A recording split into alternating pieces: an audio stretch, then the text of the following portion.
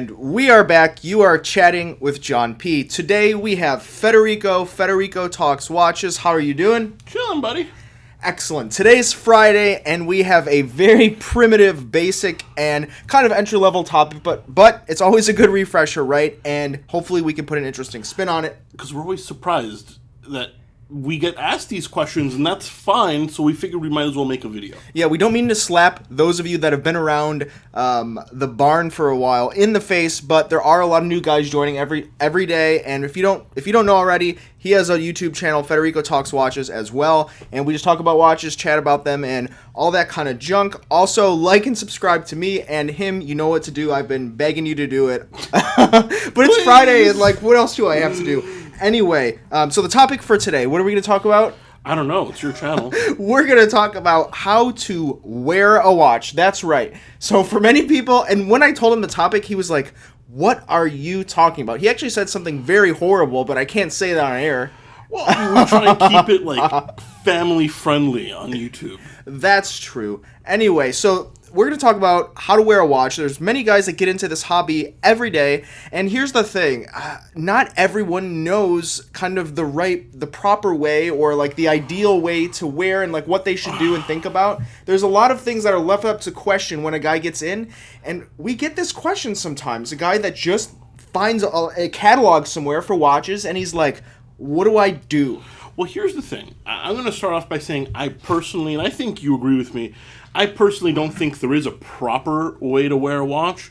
Good disclaimer. I think you wear it how you like, but there's certainly conventional ways to wear a watch. There's the norm and what most people do, which we'll talk about, and it could help some of you, or it might be ridiculous. But anyways, we're rambling. So the first thing that you should do. Well, wait. What are you wearing? We got to do a wristwatch check. I always ignore it because that's one of the points we'll get to is the watch you kind of forget that you're wearing one after a while. But I'm wearing a gold Rolex 1601 vintage Datejust. What are you wearing?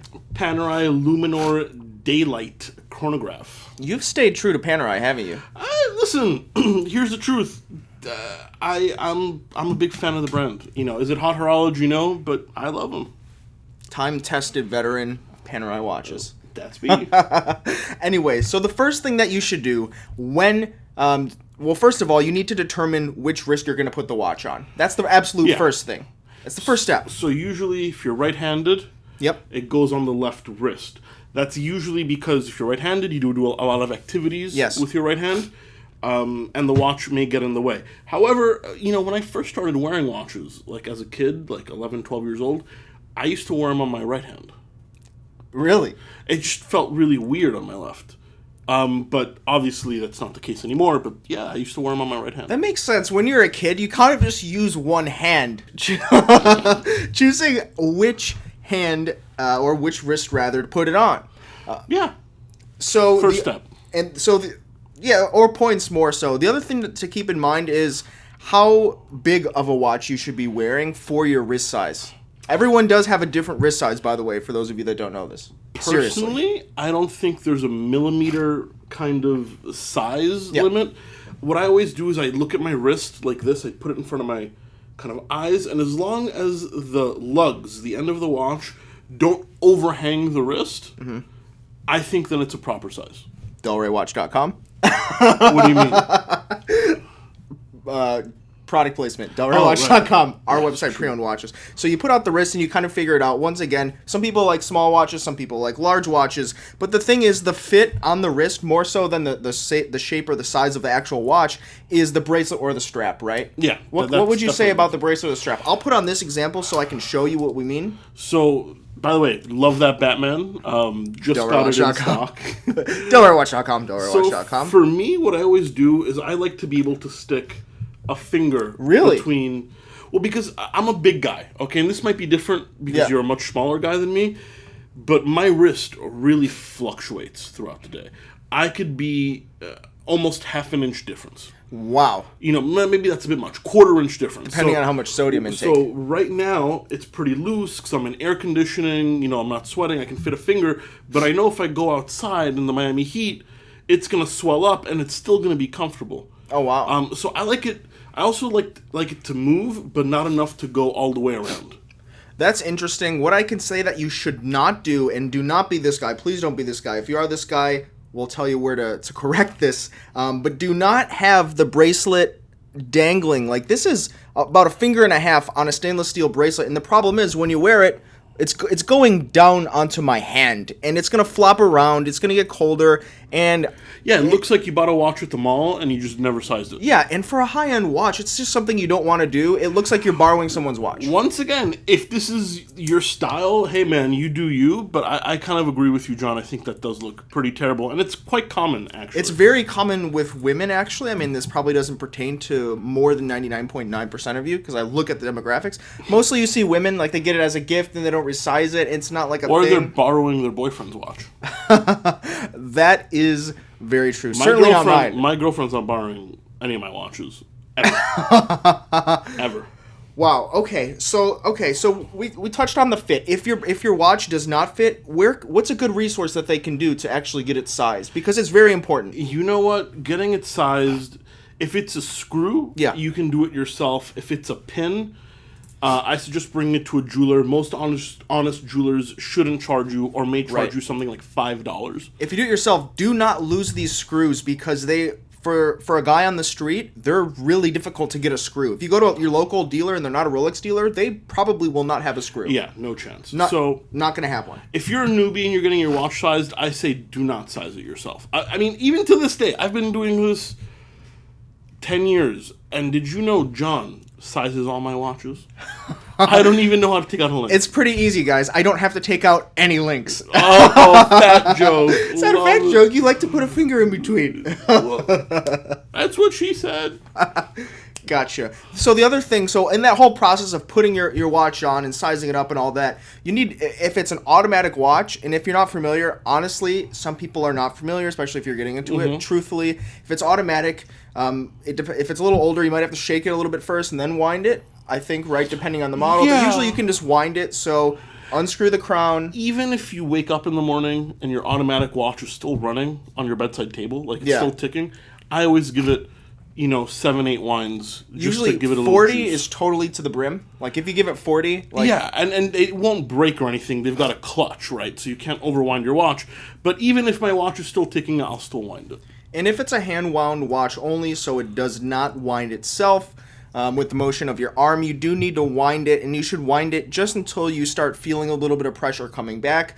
You should be concerned about breaking it for overwinding on that one, but if you just start feeling it giving you some serious resistance, stop winding it. Yeah, modern watches will stop when they're full. Vintage watches won't, which is why your comment makes sense. Be concerned about overwinding vintage, but on modern, no concern at all, because... But it won't allow you to No, it won't turn allow anymore. You. Yeah, that's what I'm Once saying. it's full, but it's not little resistance. Like, it'll just stop. But if you're like... Yeah, you will. Don't do that. Don't do that. And if it's a quartz watch, so a battery-driven watch, make sure to at least have a jeweler or watchmaker look at that and replace the battery if needed 3 to 5 years, depending on the model. Yeah, that's about right. Yeah, so let's see. So you got that all covered. You got it on the wrist.